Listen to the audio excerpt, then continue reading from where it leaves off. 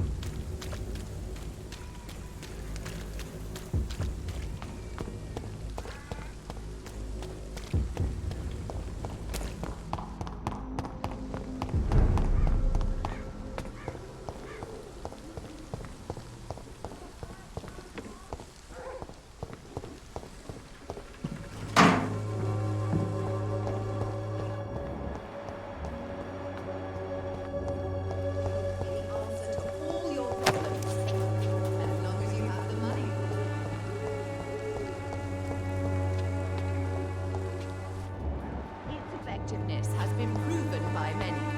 Even the flu is no match for the Swanborough cordial.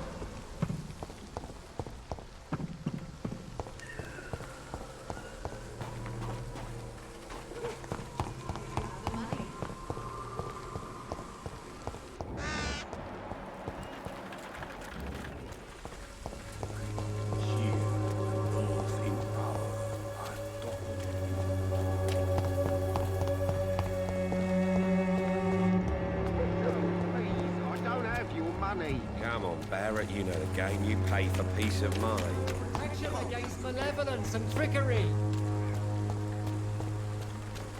You are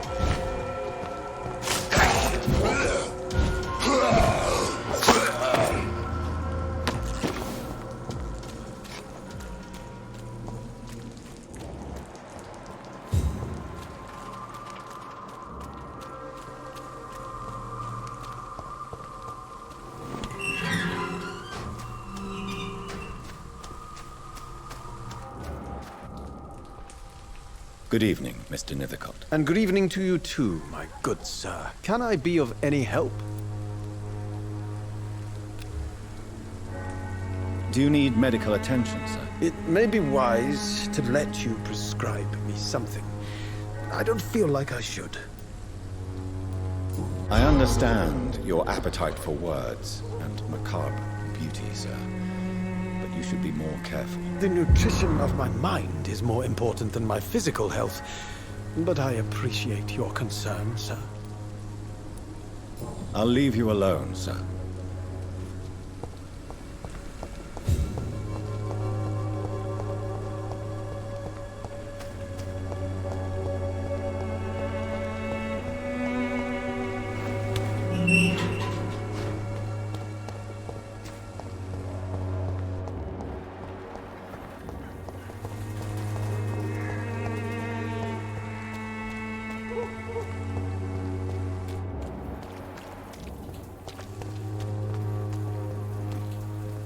Good evening, Doctor. Can I help you? Do you need assistance? That would be nice of you, Doctor. Who knows what I may have caught during my investigation. If you persist in investigating the most pox-ridden boroughs of London, you must accept the risks. Thank you, sir. Goodbye, Mr. Darby. Farewell.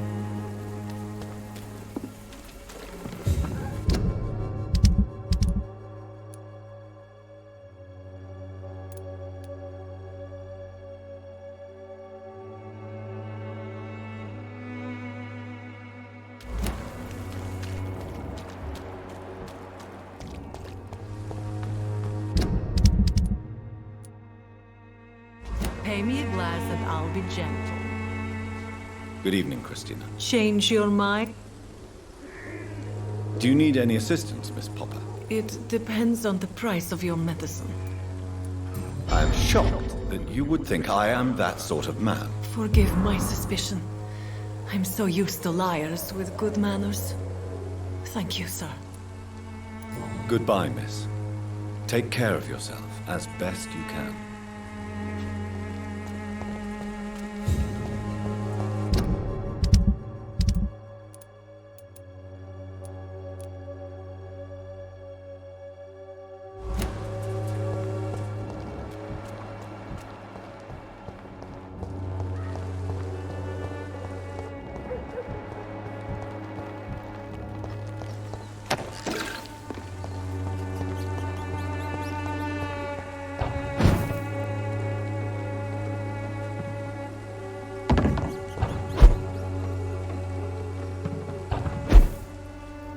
I cannot enter.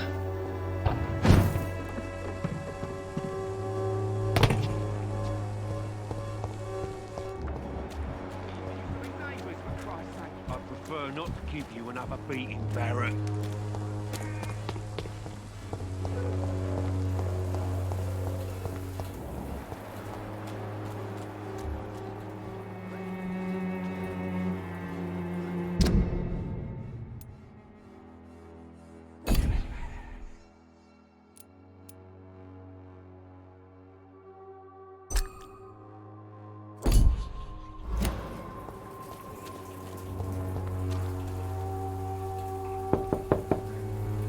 Hello, Mr. Petrescu. Hello, Dr. Reed. Come on in.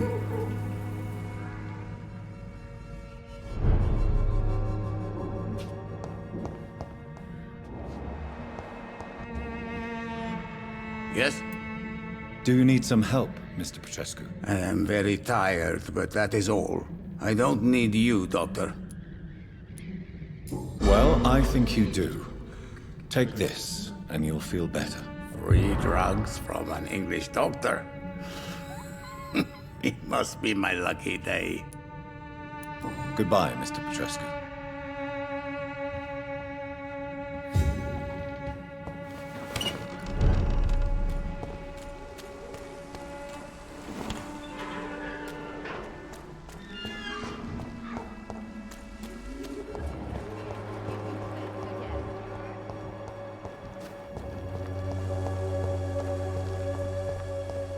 Its effectiveness has been proven.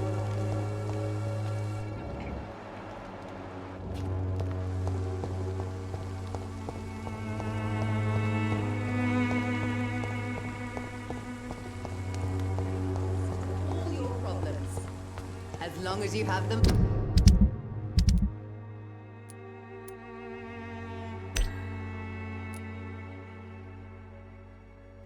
Money. How are you, Mr. Palmer? You seem better? They killed Albert, you know? Fucking wet boys. I see. I should have looked after my Albie better. But the wet boys will pay. I swear they will pay. You don't seem well, Benjamin. Do you need any help? I always feel ill, sir. It's like I'm never right.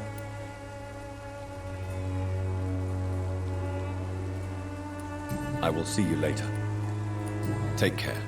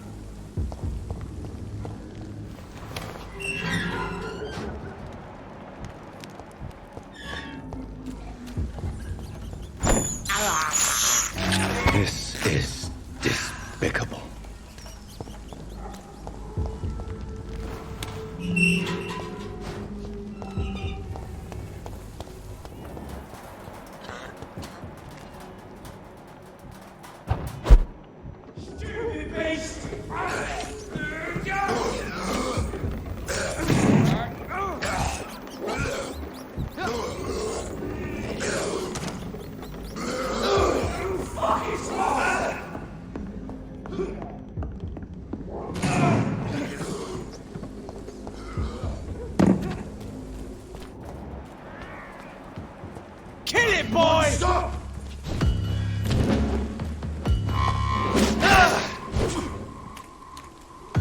Burn it, boy!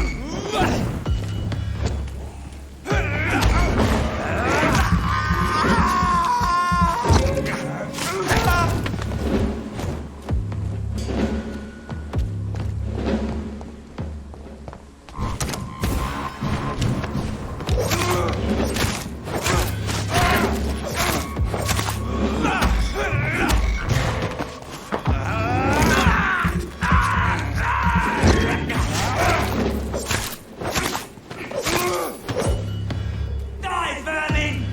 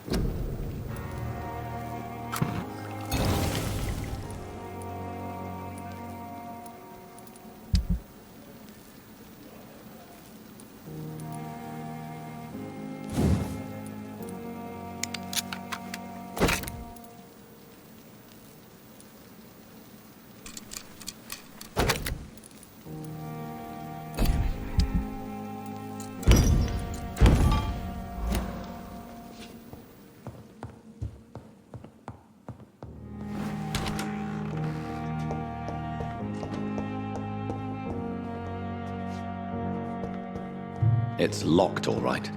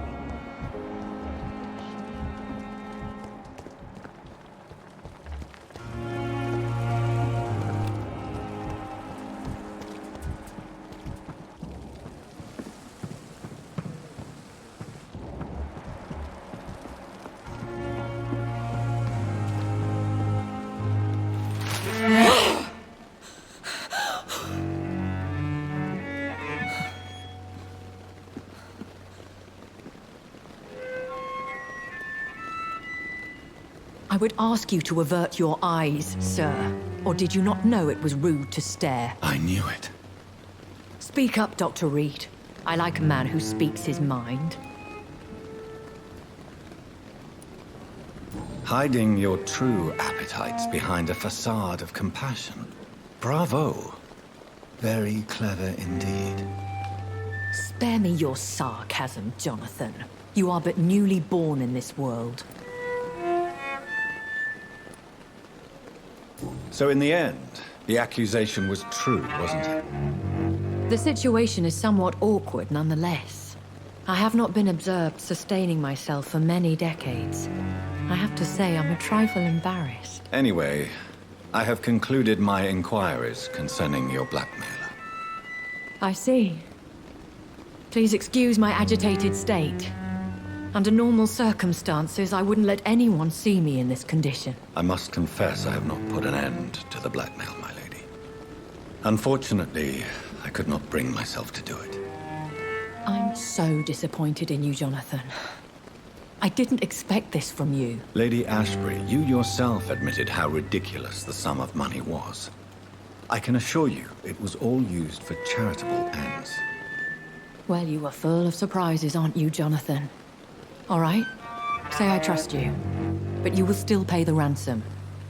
That is only fair. After all, it was you who failed to bring this problem to a satisfactory conclusion. I believe I could agree to that. And since a lady always keeps her promises, I will now answer any questions you may have.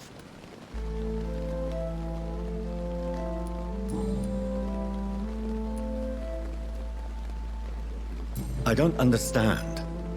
Why was I created and then left for dead? That is a question only the one who made you can answer. It's not normal practice. I doubt even if you find him, he will answer you, considering how cruelly he treated you. So me being a vampire could have been a mistake. I very much doubt it, Jonathan. Contrary to the legends, it is not as simple to make another vampire by just biting someone. I'd like to avoid creating another vampire by mistake anyway. Tell me, how is it done? The process is dangerous. It could even kill your potential progeny. If you did decide to sire an offspring, they must drink of your blood, Jonathan. I've been hearing a voice talking in my head. Is this some kind of insanity?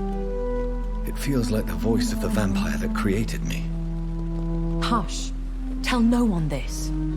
It would be unwise to talk of such things amongst British immortals. Speak no more of your maker. How could this cause offense? Only the powerful immortals can mentally call to their progeny. No vampire or hunter will sleep easy, knowing that an unidentified elder is stalking the streets of London. Excuse my forwardness, but are you my maker? Me? Goodness, no. Only a foolish immortal would create a progeny without taking precaution, and I'm no fool. A vampire? Is that what I am? What we are? Such a crude word, defined by penny dreadfuls and drunken hacks. No.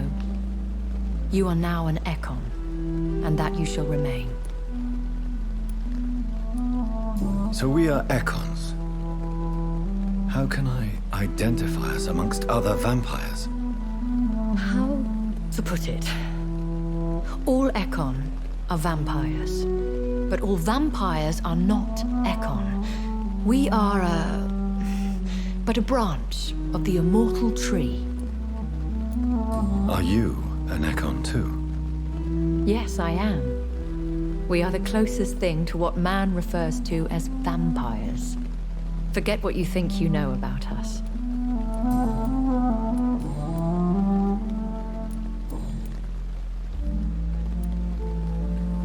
Why did you save me in the canning factory? I could hardly stand by and watch such a promising young blood as yourself be torn to shreds by some gutter scowl. What type of vampire is a skull? Not a true vampire. The deformed offspring of lesser vampires. It is a shame these creatures run wild, slaves to their baser instincts. William Bishop wasn't the vampire that created me, then? No, Jonathan. Whatever their strength and demeanor, Scowls are the progeny of careless vampires. It cannot be the other way round. Why does Dr. Swansea allow you to feed on the patients of the hospital? Dr. Swansea is a good and compassionate man. He is trying to find a solution for our hunger. Until that happens, he is clever enough to understand that I only feed upon the dying. And no one suspected you of the murders? As you well know, suspicion has recently fallen on me of killing for pleasure. But you have my word, Jonathan. I take no pleasure in taking a life. What do you know about this Brotherhood of St. Paul's Stole? The Brotherhood is well known amongst London Vampire Society. As long as our kind is discreet, and as long as they do not interfere, we have come to a mutual understanding. I know this is beyond the pale, but may I inquire your age? Really? And I thought you were gentlemen. If you must know, I'm 27. I've been 27 for a long time now, and 27 I shall remain. And who bestowed upon you this eternal youth? My maker. He left this isle a long time ago. Very well. But I believe there is more to this than you are saying. A lady has to have some secrets.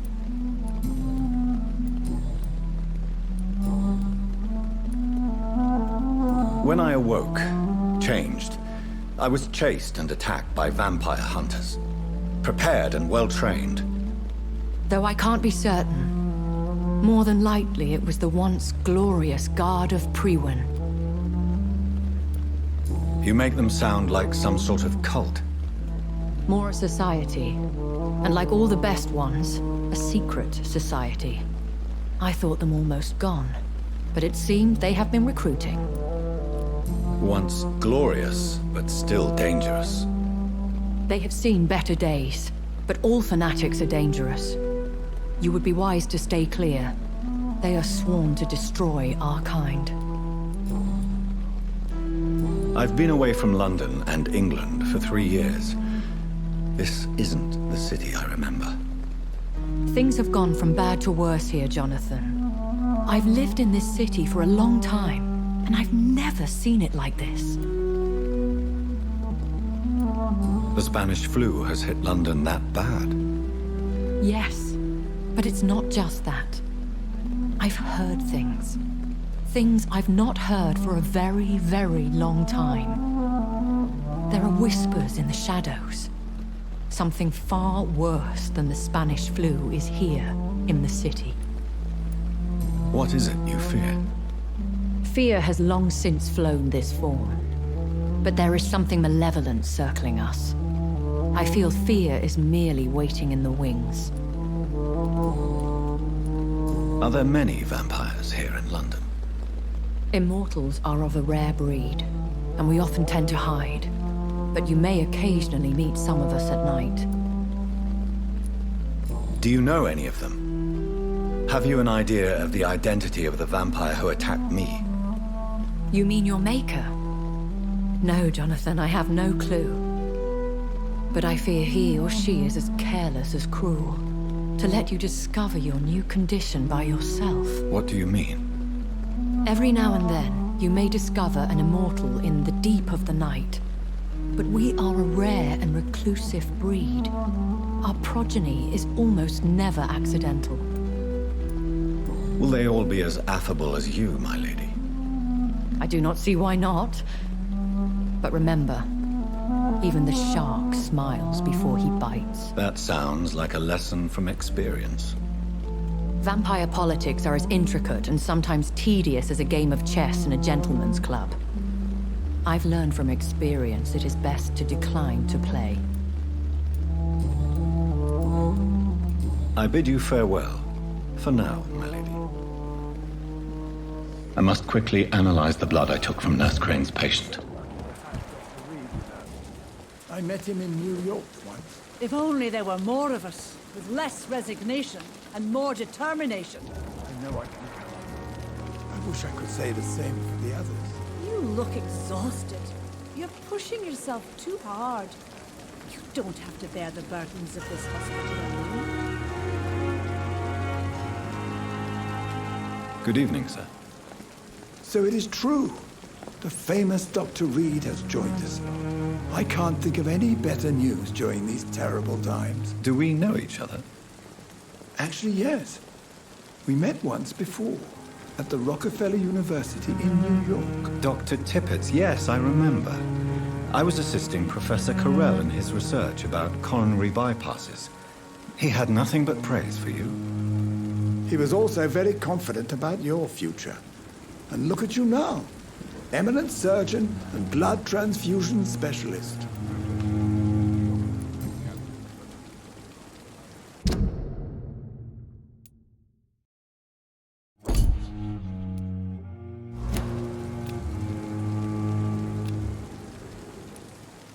You're exhausting yourself, Corcoran. Maybe you should think about preserving your strength. No. We must keep on healing all those poor souls. We are the last rampart before chaos. Once more, unto the breach.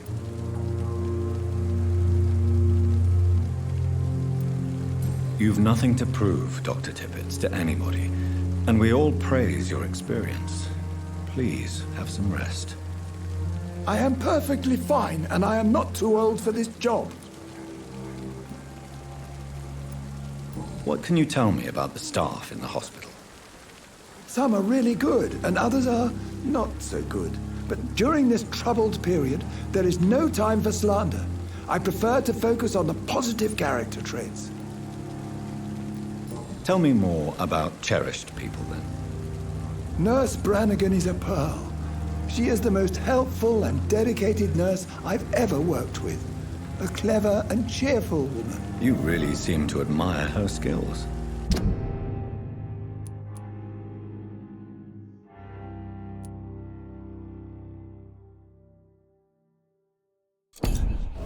I'll go even further. If she was a man, she would be a damn fine practitioner. Any opinion about the management? I don't always agree with Dr. Swansea's reserve, but I must admit he does all he can to keep this facility running during this crisis. Ah, yes, the burden of command. I was fed up with this concept while serving as a medical officer. Don't get me wrong. Swansea's a good administrator. I just wish he would get out of his office now and again. What is the Pembroke Hospital situation? And please, speak freely. This hospital is not exactly the best of London. I'm sure you are used to working in a better environment.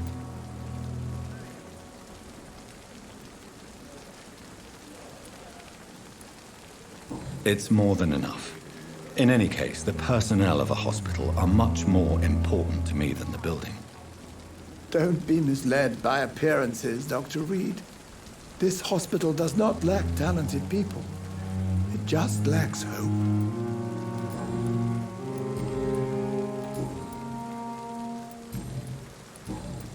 Goodbye, Dr. Tippets. And I thought last summer's epidemic was difficult.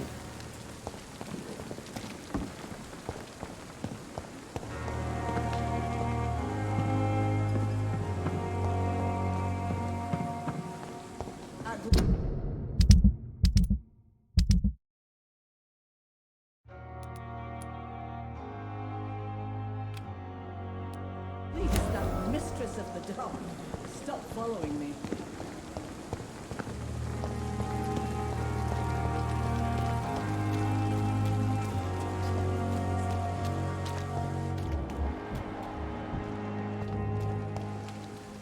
Good evening, sir. I'm Dr. Jonathan Reed of the Pembroke Hospital.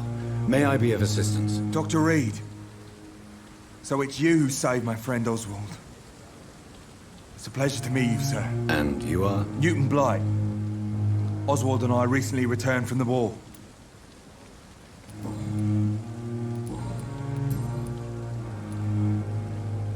You are always welcome at the Pembroke Hospital. As a former officer, I'll be honored to welcome a fellow veteran. I'm not giving up on bringing Oswald back to the hospital. I just need to convince him that he needs some help. Perhaps he needs to reach that decision by himself. Could you speak to him? He doesn't usually listen to doctors, but perhaps because you've been through it, you can talk him round.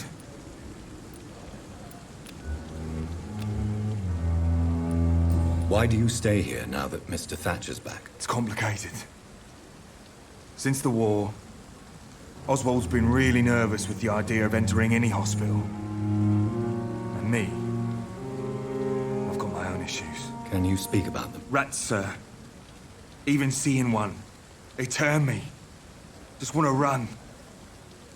It's that fear that stopped me from going after Oswald when he left.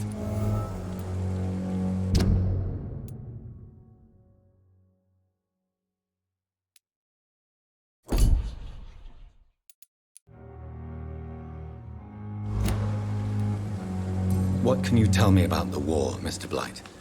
If you want to speak about it, of course. War was... well, you know, sir. The stench of death everywhere. Your mates lying bleeding in the mud.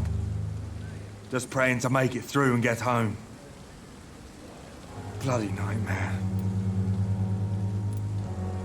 Did you know Oswald Thatcher before the war? No. We met in the battlefield. I think we're in the same boat to France.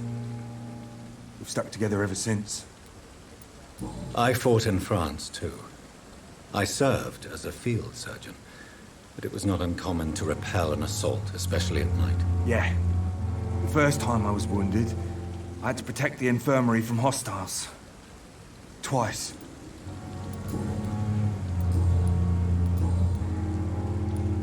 What caused your phobia of rats, Newton? It happened last year following an artillery attack.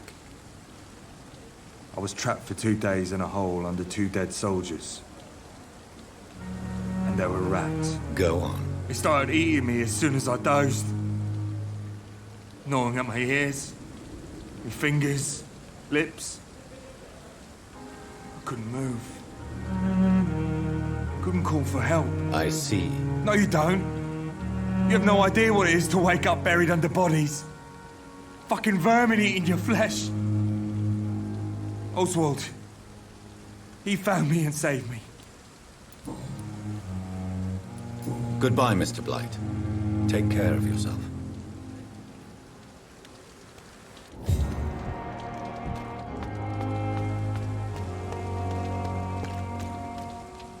Hello again, Mr. Thatcher. Do you feel any better now? Yes. This neighborhood may stink of dog shit and reek of piss, but to me it smells like the purest mountain air.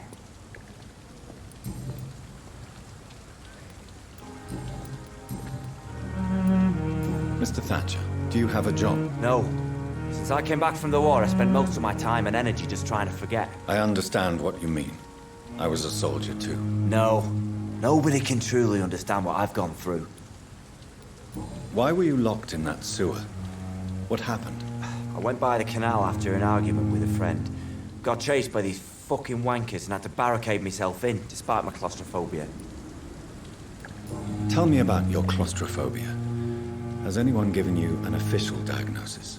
That's what the bloody doctor said. But I don't want to go to a hospital to get checked again. I'll deal with it my own way.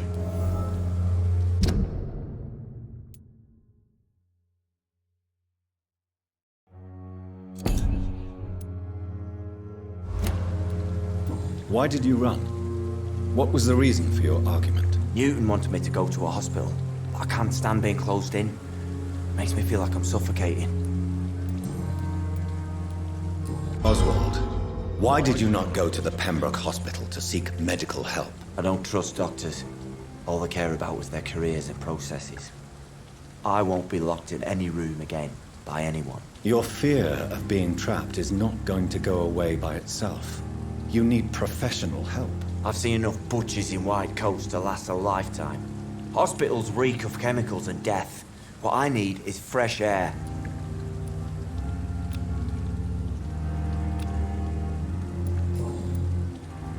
Goodbye, Mr. Thatcher. Try to take care of yourself.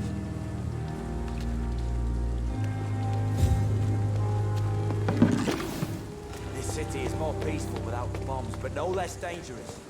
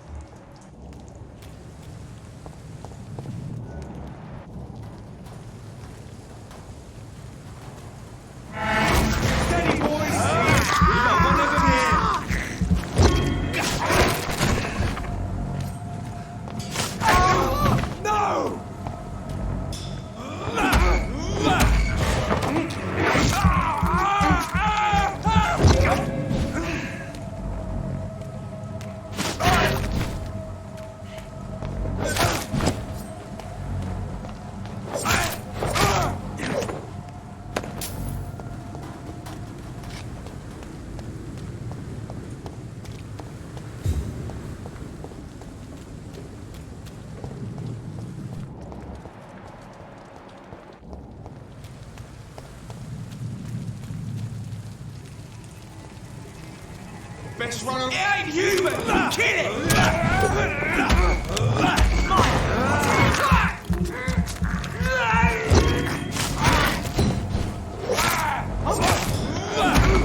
Shit, that leech is fast!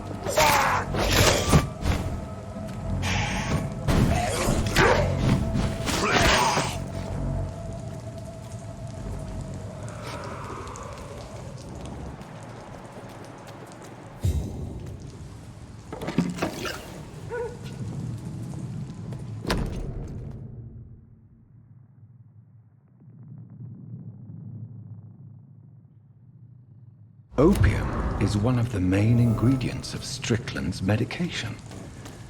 Never a good move.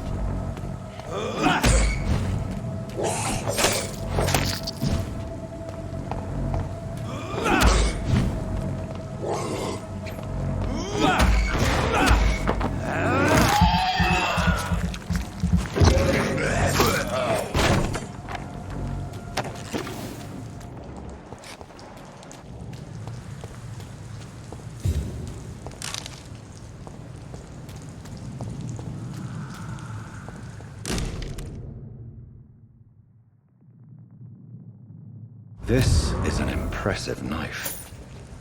There's a name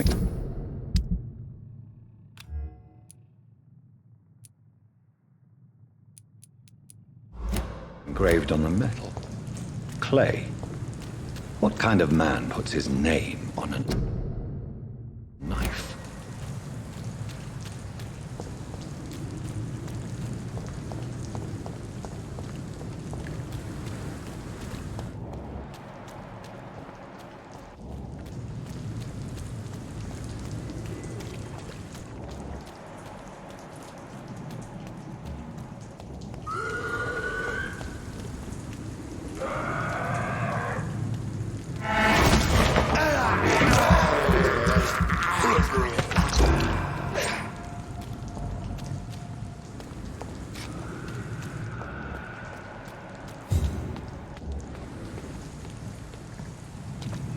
It's an eat!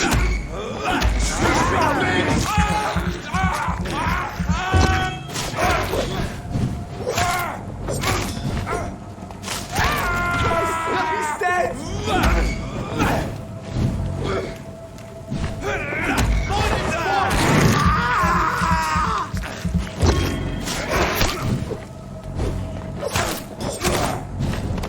Its head!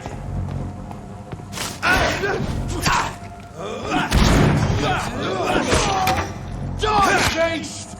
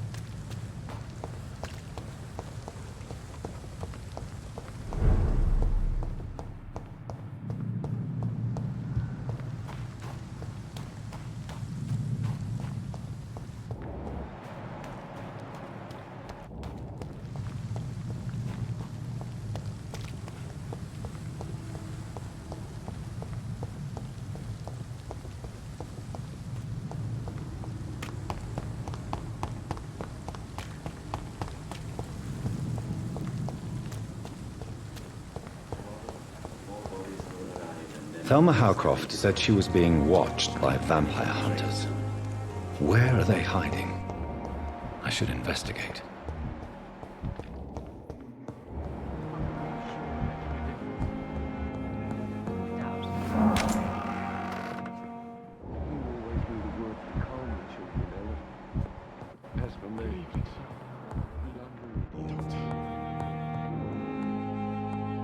Good evening, Dr. Strickland. And good evening to you, Dr. Reed. Can I be of any help? I located the shop, but it was vandalized, and the owner is missing. All I found was your order. I was afraid of such bad news. People are so desperate they're ready to burgle a shop for drugs. That's quite a list you ordered. Opium, sodium hypochlorite. It can't be just headaches you're trying to cure. This dreadful influenza, of course. I already ran some tests on hopeless cases.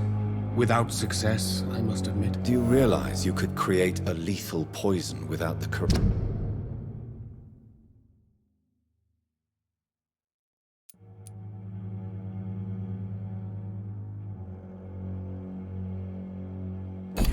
dosage? Then there are the legal ramifications. Is this not true of any medical substance, Dr. Reed? However, if you would agree to improve it, I'd be glad to accept your help. As long as you promise to be scrupulous with your experiments, I may try to gather these substances, and even help improve upon the mixture. That's all I'm asking for, Dr. Reed. That's all I'm asking. Goodbye, Dr. Strickland. I can't let Strickland put his patients at risk with opium. Perhaps an adjusted formula will deliver more of a placebo effect.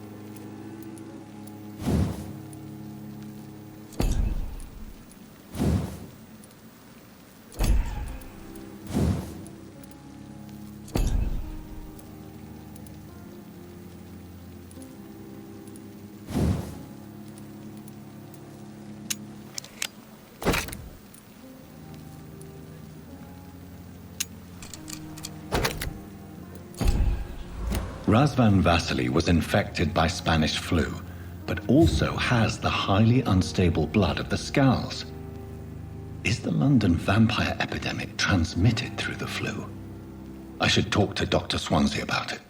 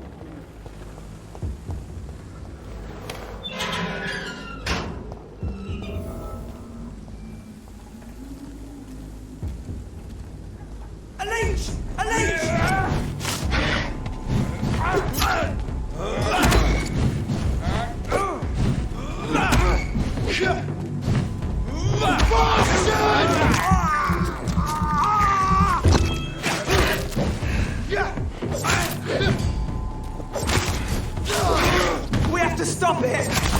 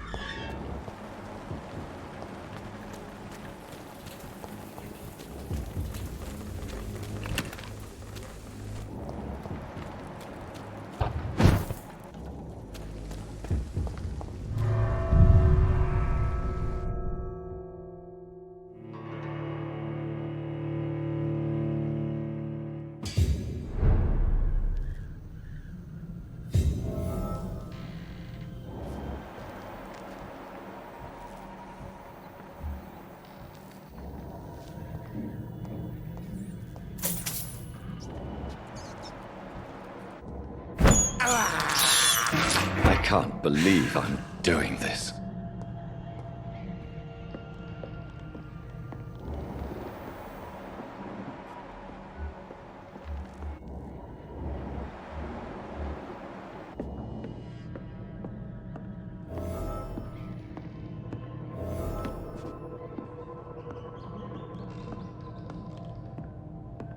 It's locked.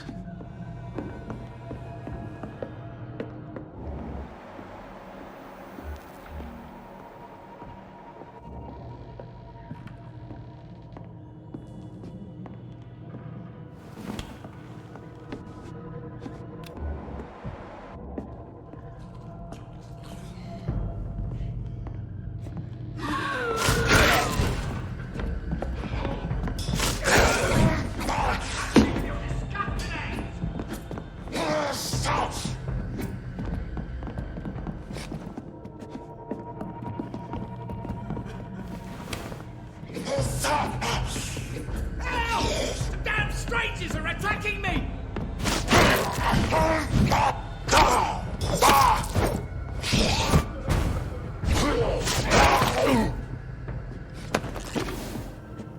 Get away from me! Don't touch me with your disgusting hands!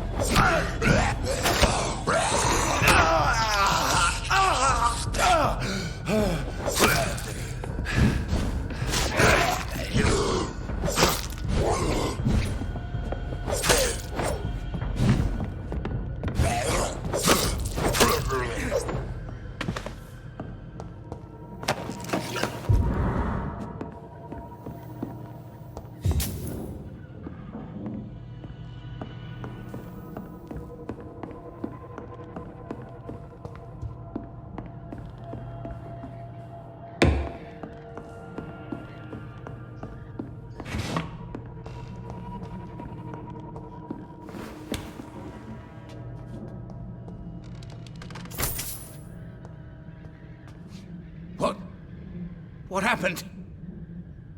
Who are you? It's all right, sir. You're safe now. Oh, a fellow Englishman. Thank you, sir. For a moment, I thought those bloody heathens had killed me. What are you doing here? This place is not safe. Yeah, it's a cesspool, but it's mine. I came to collect some overdue rent, but those who still live here have gone completely bonkers. You're very lucky to be alive. Yeah, filthy immigrants. Fucking savages, every one of them. And now with this bloody fever, they're just animals. You can find safety of sorts in Whitechapel. If you're quick and cautious, you'll be able to avoid the savages.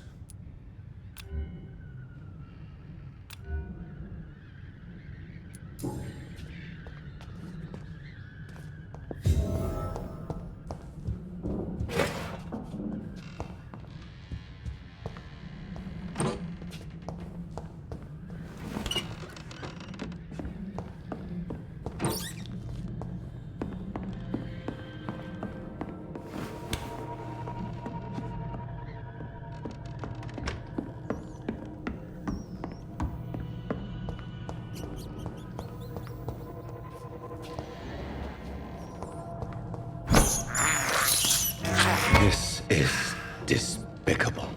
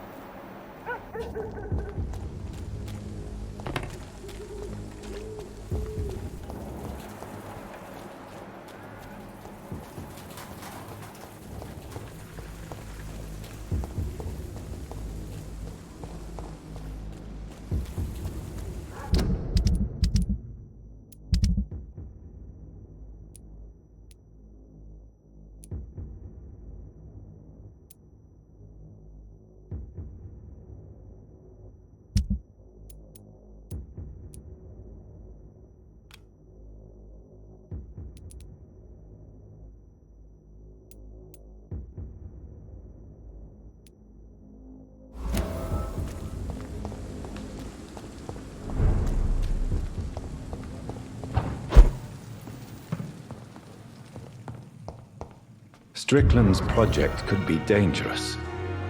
I have a mind to report him to Dr. Ackroyd.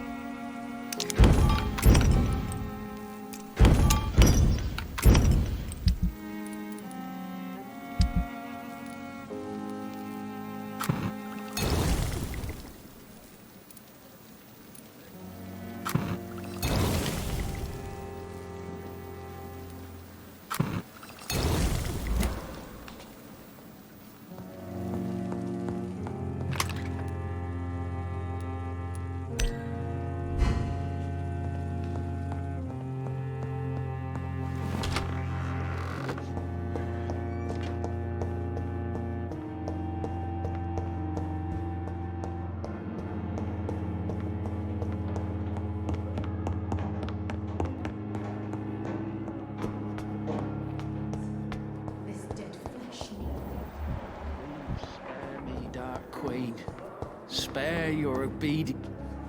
Good evening, Miss Howcroft. How are you tonight? I need blood, Doctor. Warm, rich, vibrant blood. I have made inquiries about the men who were tracking you, Miss Howcroft. I did not expect a mortal to have this sort of courage. Speak, Doctor. Why are they hunting me down?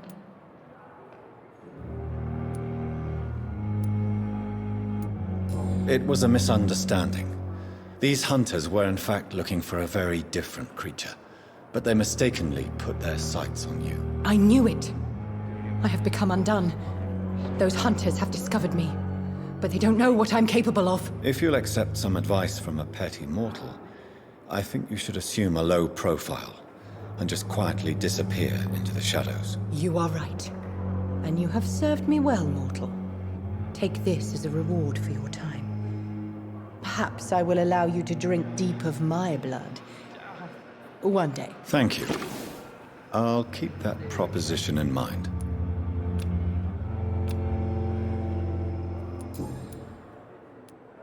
Tell me, Thelma, what do you really know about vampires? I saw one and he saw me.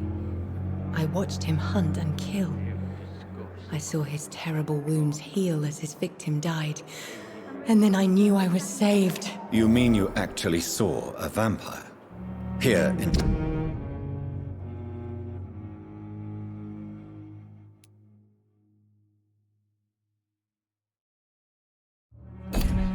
London. Yes, and it has been the answer to my pain. I must drink and kill to regenerate my decaying body. I am a vampire too. You have no idea what problems your claim could cause if heard by the wrong people, Miss Howcroft. You must stop this nonsense now. Why fear the truth? Strange things live in the dark, Dr. Reed. Strange and ancient beings that were here before this island even had a name. I'll leave you, Mistress of the Dark, to your nocturnal activities.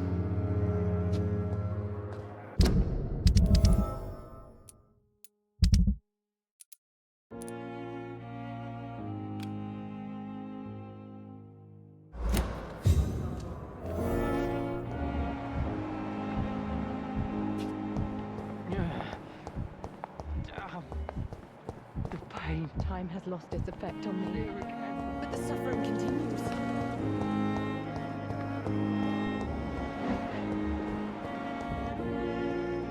Good evening, Dr. Strickland. And good evening to you, Dr. Reed. Can I be of any help? I have managed to improve the mixture by diluting it. Have you ever heard of Sir Joseph Francis Olive, or the placebo effect? No, I don't think so. Why? A placebo is a substance or procedure that has no actual physical effect. You made a placebo of my project. Why? Research has established that a placebo as long as the subject believes in the effect, can provoke a positive physiological reaction. Really? That's fascinating. And you want me to, what, administer the placebo and see what occurs? Something like that, yes. Well, I'm a bit surprised, but I trust you, Dr. Reed. Please take the key to my cabinet and put this placebo there for future use.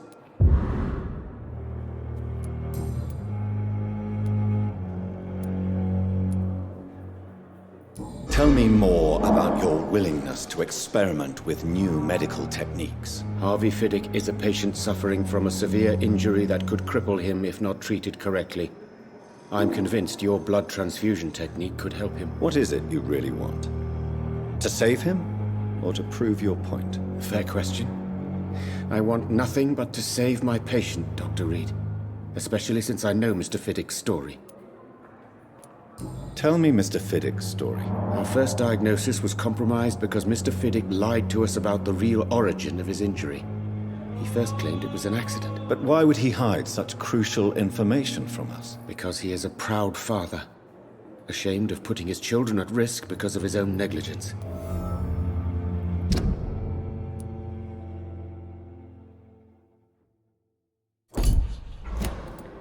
This personal involvement could also appear to be a lack of impartiality. You must know that a good surgeon must remain neutral. I agree. But that does not excuse Dr. Ackroyd's behavior, a man who did not even take time to converse with his patient. Do you think keeping his distance was a mistake? All I know is that I'm taking care of human beings with desires, hopes, and fears. Not some biological machine comprised of blood, bones, and flesh. I want to know about these secret tests you run, and if they can save people from this epidemic. Speak to me now, Thoreau. I know I may sound presumptuous, but I'm just following your steps, Dr. Reed. I'm casting away the shadows of ignorance by daring to face them. Self-confidence is essential in our line of work, my young colleague, but only if tempered with the correct amount of cynicism. But you never doubt yourself, Dr. Reed. I've read all your articles and books. You performed the most daring research during the war.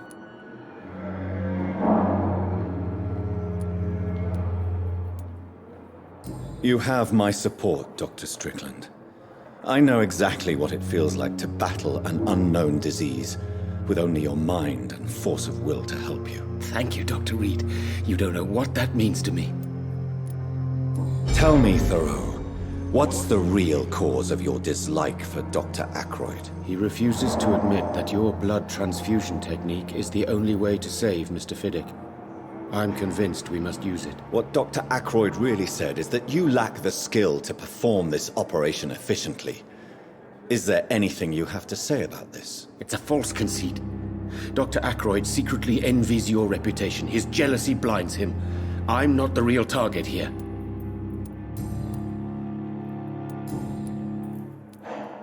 What do you think of Dr. Ackroyd's aversion to modern medical methods? It's a shame he's so narrow-minded. Dr. Swansea taught me that science is about exploring uncharted territory. I'm convinced that's true. With the influenza and all that's going on, you should put your differences aside, don't you think? Why is it so difficult to work together? I believe that if Dr. Ackroyd had been the one to discover the transfusion process, he would be the first to recommend its use. So you believe it's just a question of jealousy and pride? Dr. Ackroyd is as proud as he is blinded by his obsolete concept of medical science. Goodbye, Dr. Strickland.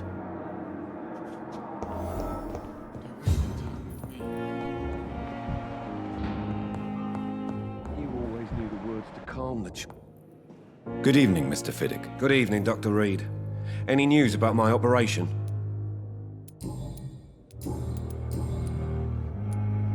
Tell me about your injury, Harvey. Why do you feel so guilty about it? My wife died because of me. And now I may lose everything because I've been careless enough to hurt myself.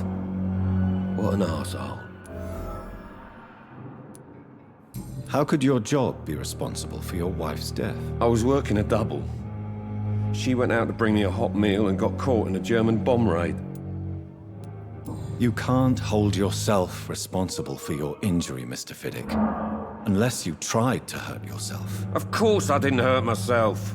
But I can't work until my arm is fixed. My children need to eat, Doctor.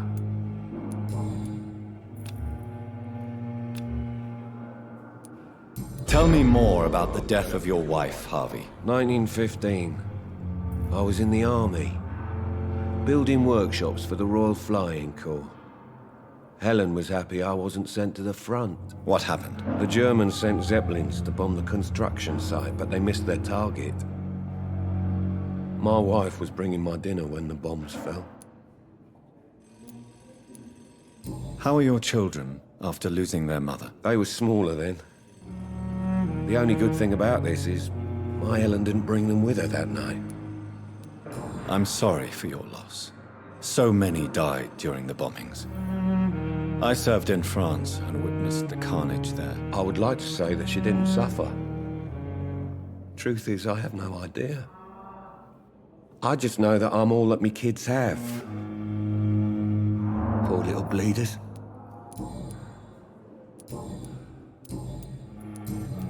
Goodbye for now, Mr. Fiddick. I'll see you later. Sweet girl. Reads me like a book.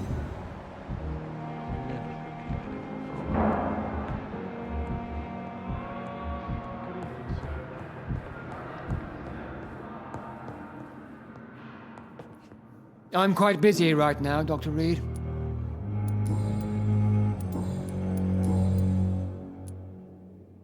Do you think Dr. Strickland has any chance of curing the Spanish flu by himself? His wish to cure the sick is not driven by pride, but by an idealistic view about our mission here.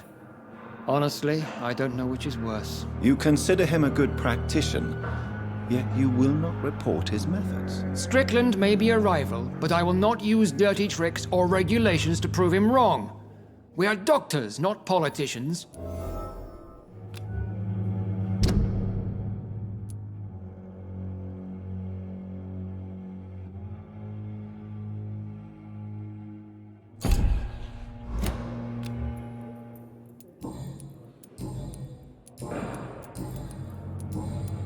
Thank you for your time. We'll talk later. I'm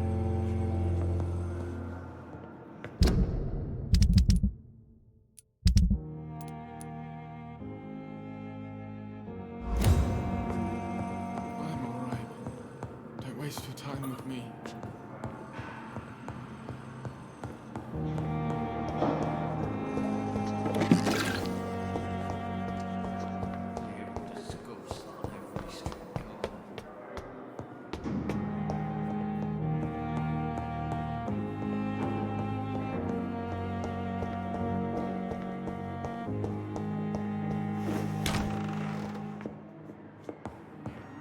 It's locked.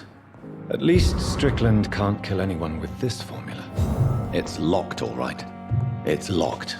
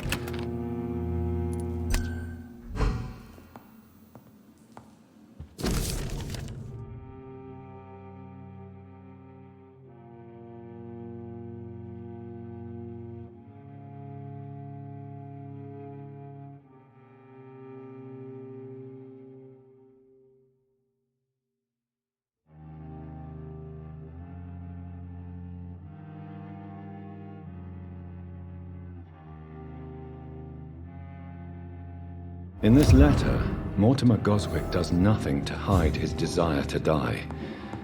I could give it to his mother, but doing so would betray his trust.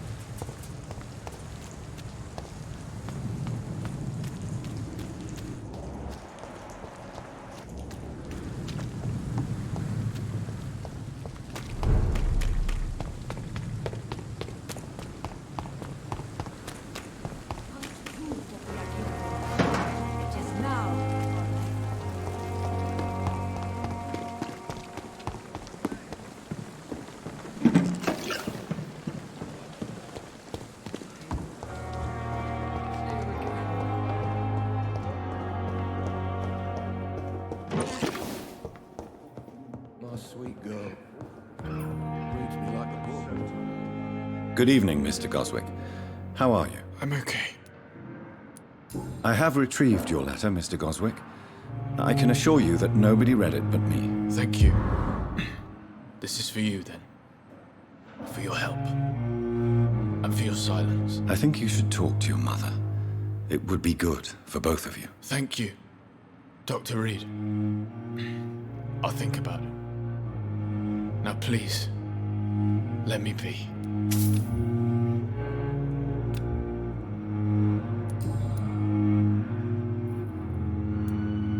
Why did your mother have you hospitalized here?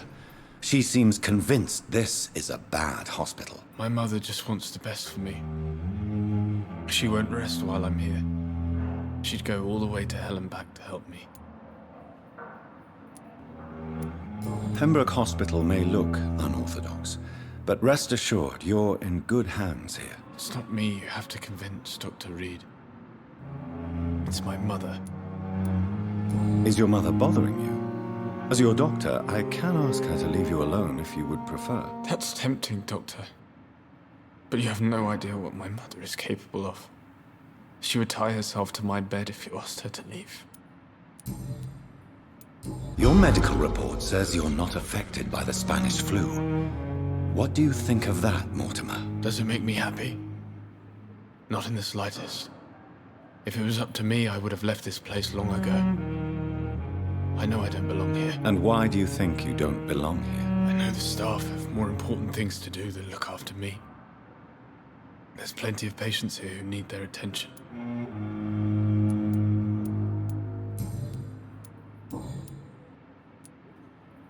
I've read your letter, Mortimer. You wrote about an unbearable feeling of despair while the world crumbles around you. Tell me more about it. There's nothing more to say, really. It's hurtful, it's unbearable, and I don't ask anyone to understand what I feel.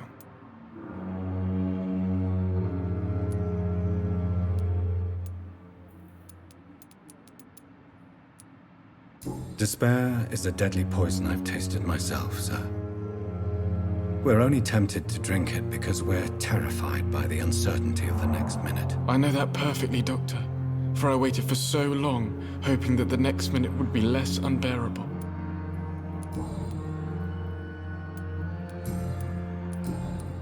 I have to go now, sir. But don't hesitate to contact me if you need any help. Good evening, sir. Doctor. Good evening, Doctor. How is my son doing? I've read your son's medical report, Beatrice. It's not the flu or anything life-threatening. What has you so worried? He was at death's door when he was brought here. I just want him to be better as soon as possible. He's not out of the woods yet, you know. He might need to stay here longer than expected. Take care of him then, Dr. Reed. People here only seem to focus on contagious patients. I worry my poor Mortimer will be neglected.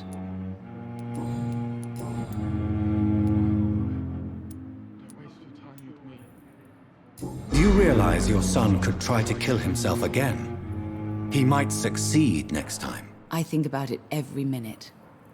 But I won't stop fighting for my son's future. That's how much I love him.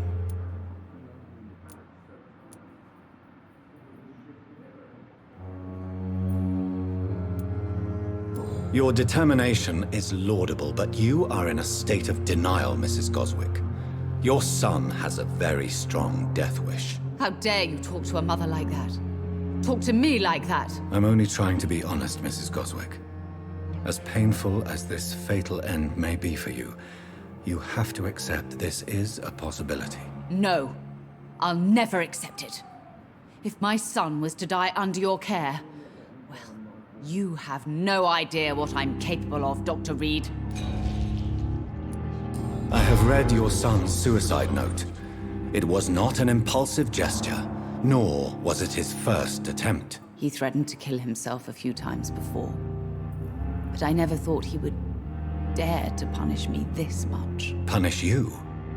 Why? I've known for a long time he was not happy with his life. But I always hoped he cared enough to avoid making me suffer like this. Mortimer is extremely vague as to his motivations for committing suicide. Tell me more about what you know. As you say, Mortimer had no reason to die. All he said to me was that he wanted to make the world a better place, but couldn't. What do you think he meant by making the world a better place? Mortimer has always been a sensitive soul. He wouldn't talk to anyone for months after his father passed. It's like he carries everyone's sadness with him. Why did your son feel so useless when facing the world? I think it was more that he could only see the melancholy facets of life. He couldn't help but dwell on such things. Your son wished to die, Beatrice. Why did you hide such crucial information? Are you not aware suicide is a crime? Mortimer could be thrown in jail. I can't let that happen. I won't. I understand you fear the legal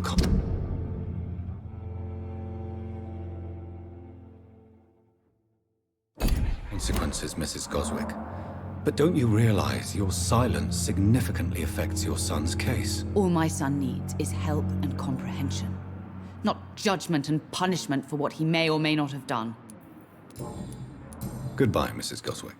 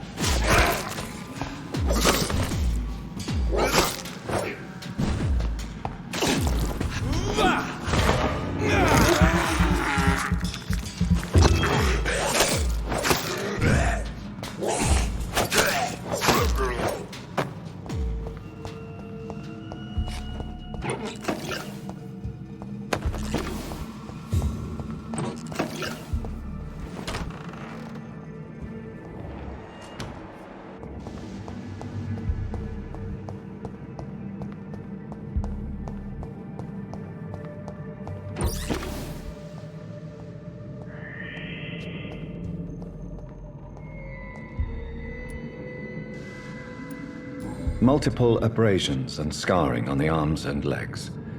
Old and distinctive injuries of a sailor or a fisherman. Traces of a pinkish foam at the corner of the lips. Some sort of drug overdose, perhaps? The chest was originally opened to perform the operation. The sutures are clean, but the chest has been reopened. A puncture over the left lung, possibly a chest tube insertion. Not the cleanest work, but I think it was successful. Signs of internal bleeding. So, Dr. Tippets' anesthetics were incorrectly dosed, causing the patient's death. And then, he tried to operate on him again. Tippett has made an egregious error.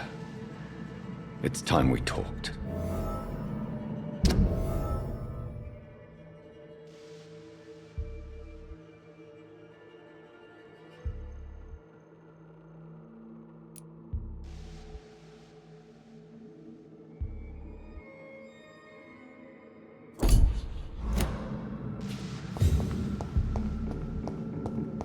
It's locked, all right.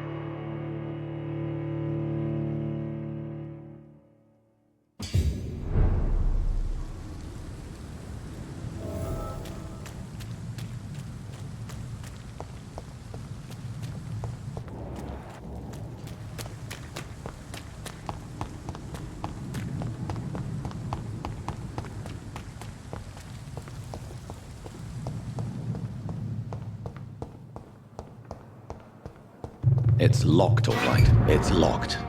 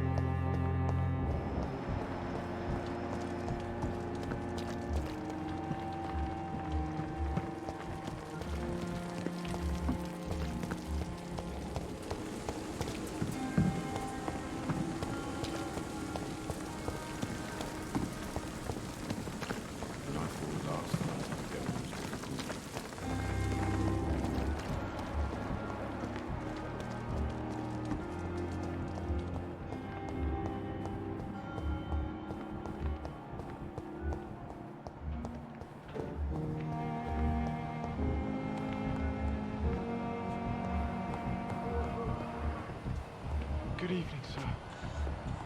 Doctor. Reads me like a book.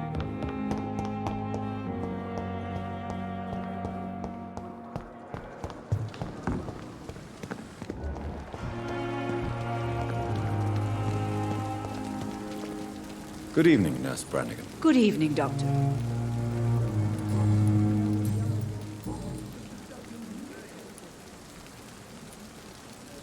Tell me what Dr. Tippets did. I know his mistake caused a patient's death. If I had not covered up his error, Dr. Tippets would have been fired from this hospital. I could not let that happen. You can't allow your emotions to dictate your conduct concerning patients, Nurse Brannigan. Look around you, Dr. Reed. Do you really think we can afford to lose a brilliant practitioner like Dr. Tippets in our situation?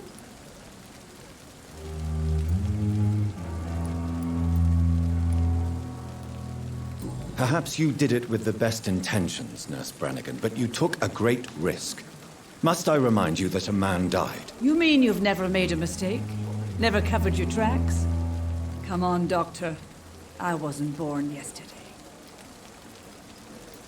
According to the report I read, your unprofessional conduct put a patient in danger, Gwyneth. That's not true. I know when my patient's life is at risk, and I'm more competent than a lot of doctors that I know. Problem is, I'm a woman. I don't see what your gender has to do with your abilities, Nurse. Yes, nurse. Because I'll never be a doctor, no matter what my skills. I could make a decision that could save a life, but oh no, that's unbecoming conduct.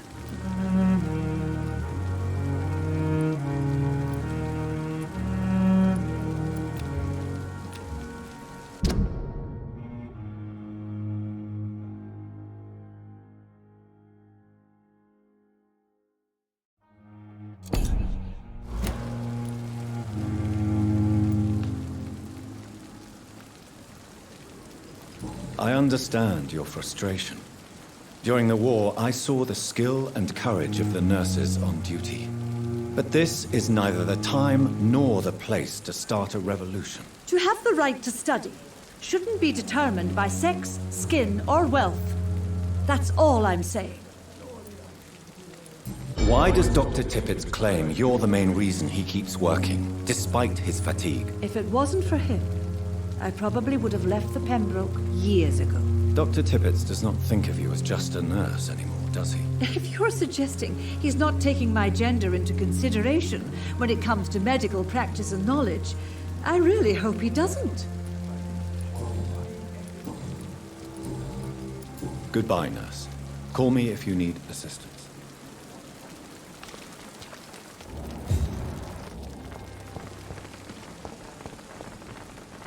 Good evening, Dr. Tippets. Dr. Reed, any good news to share? Corcoran, I want you to tell me about Mr. Connor. How did he die? What happened? He was my patient. He died because of my mistake. That's the blunt truth.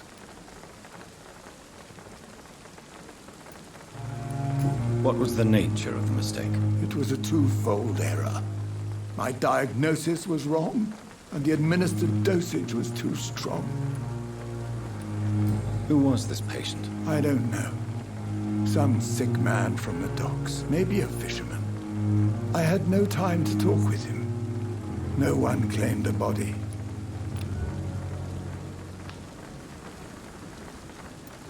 Why not stop practicing? Are you mad? I killed that man, I admit it, and it won't happen again. I have saved so many lives since then.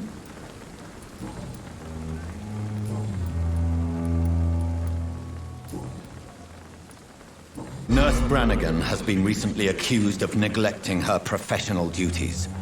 Tell me what you really think about it. This kind of protest is nothing but elitist bullshit. I trust Nurse Brannigan with my life. She has what it takes to be a great doctor. Do you really think she could be the next Elizabeth Blackwell? Believe me, Dr. Reed, a time will come when skill and skill alone will determine who can be a physician and who cannot.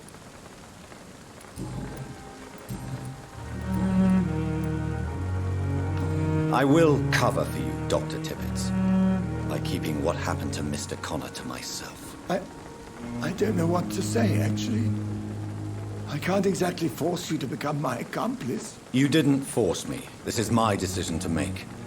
I believe you're still of use to the hospital, considering the situation. Then I can make you this promise. As soon as the epidemic is eradicated, I will resign. What will you do after your resignation? Do you have a plan? I always fancied visiting Cyprus. Such a beautiful island. I could buy a house there, by the sea. Read poetry and wait for death.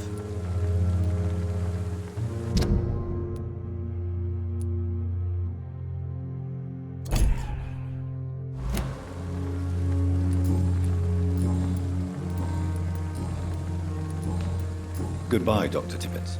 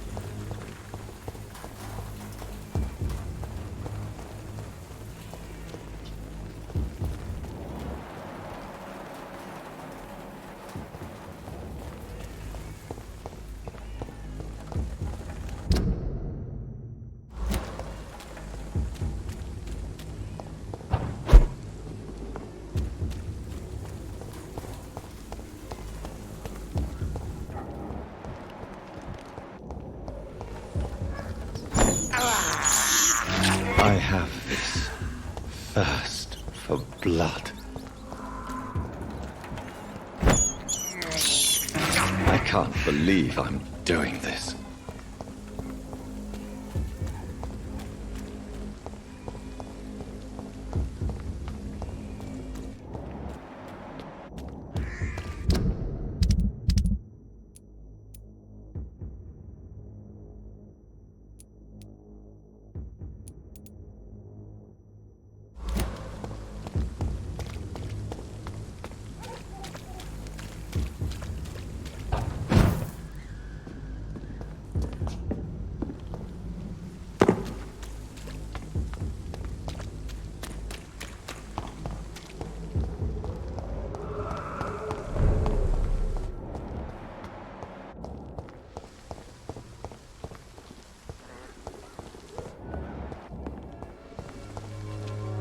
Good evening, Mr. Palmer. Hello, Doctor.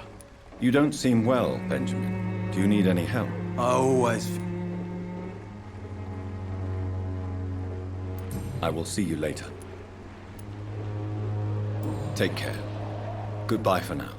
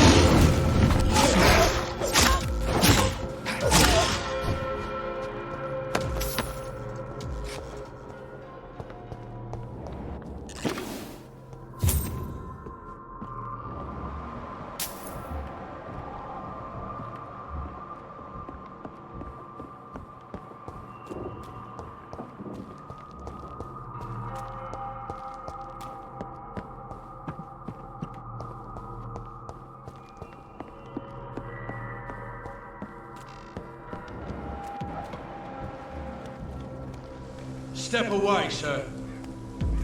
Christ to the knees, boys! I'll send you to hell. Back in the grave! Don't like that, do ya? What's happening to you? Die, beast! Eat this! You kids! Pay for this!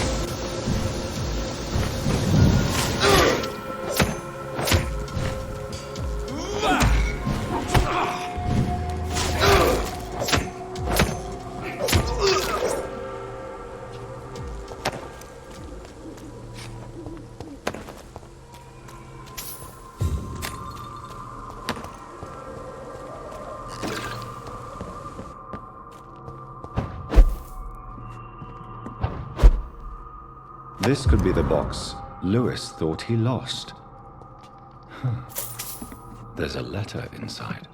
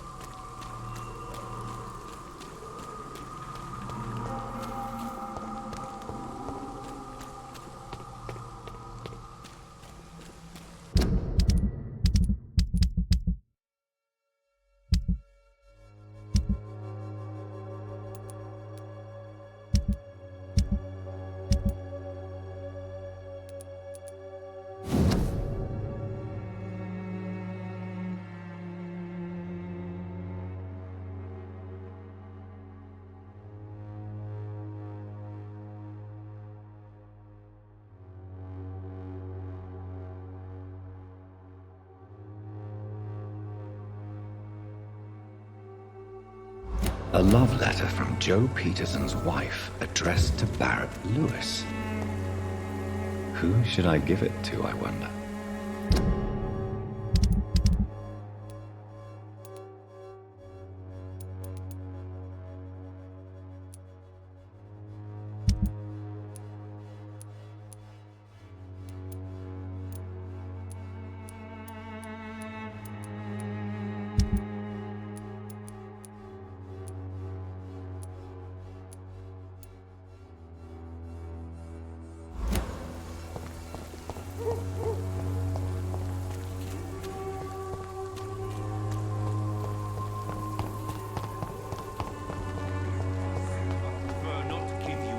waiting, Barrett. Fancy buying something, sir? You never lose your focus, do you? I found this box in an abandoned building nearby. I believe it belongs to you. Let's have a look. Yeah, this is mine. So, you faced those loons that roam around there. Extraordinary. I suppose I was lucky. Luck is a commodity round here.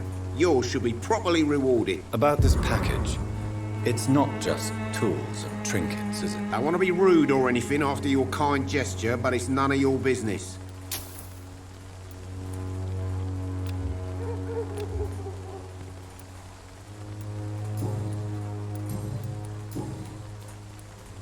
Barrett, you had an affair with Joe's wife, didn't you? Yeah, I did.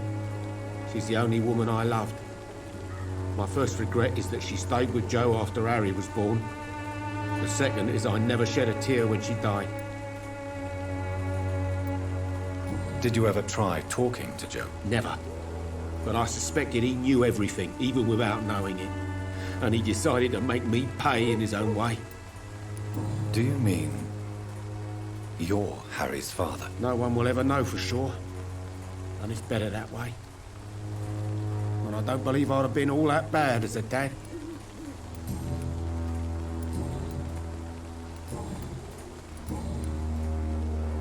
Right then.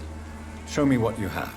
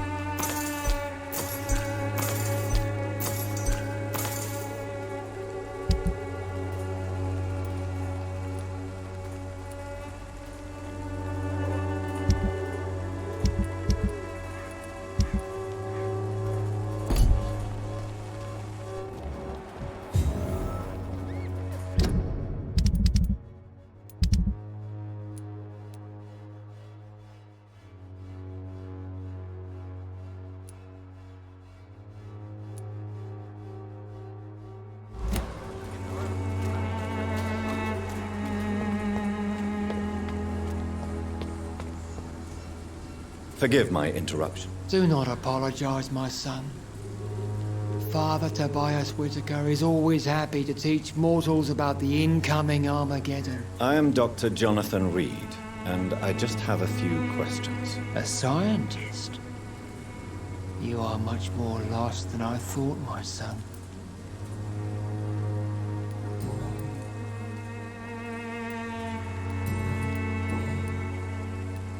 Have you any friends? Any family left in these terrible times? No. But I have a disciple I see as my son. He is so devoted. I send him to preach the good word in the heart of this corrupted city. Where did you send him? I sent Samuel to the Stonebridge Cemetery, where the pestilence and evil grows night after night. You sent him on some preaching crusade during the epidemic. As a true believer, Samuel will fear no evil while he walks through the valley of the shadow of death.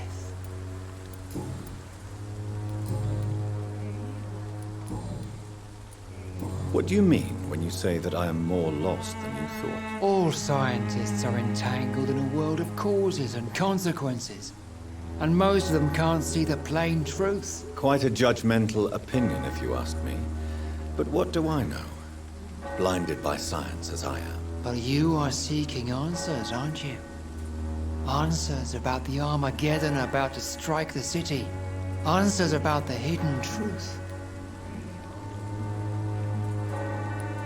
Well, I suppose I can spare a few minutes listening to your so-called truth. As a doctor, you must be aware of the decimating epidemic.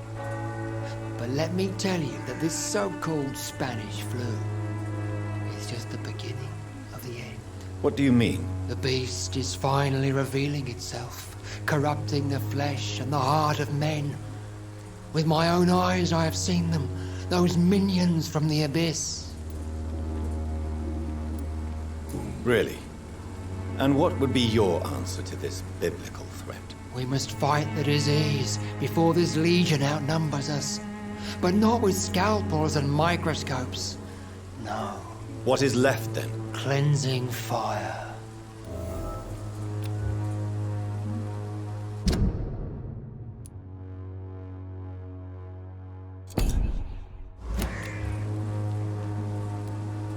Tell me, Tobias, what exactly is your plan concerning the cleansing of this city? God will recognize his own. More than once this city has risen from the ashes, hardened and purified by the flames.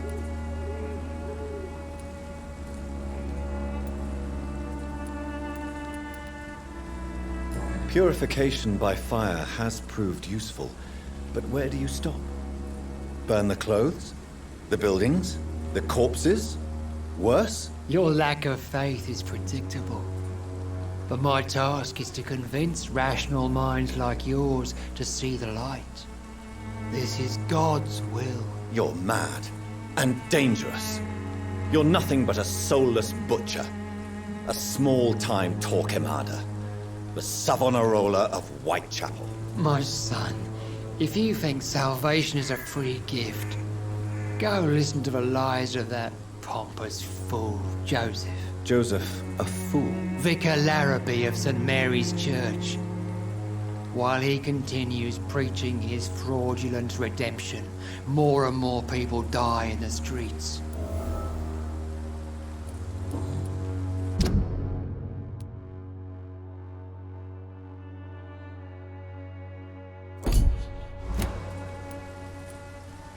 I have heard enough for tonight. Goodbye.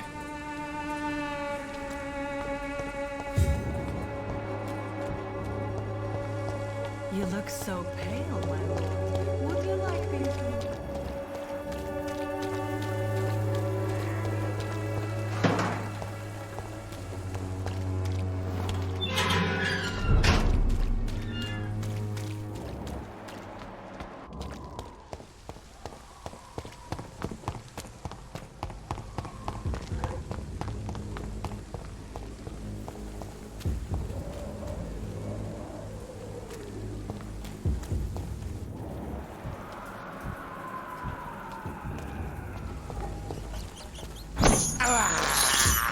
I have this thirst for blood. This is despicable.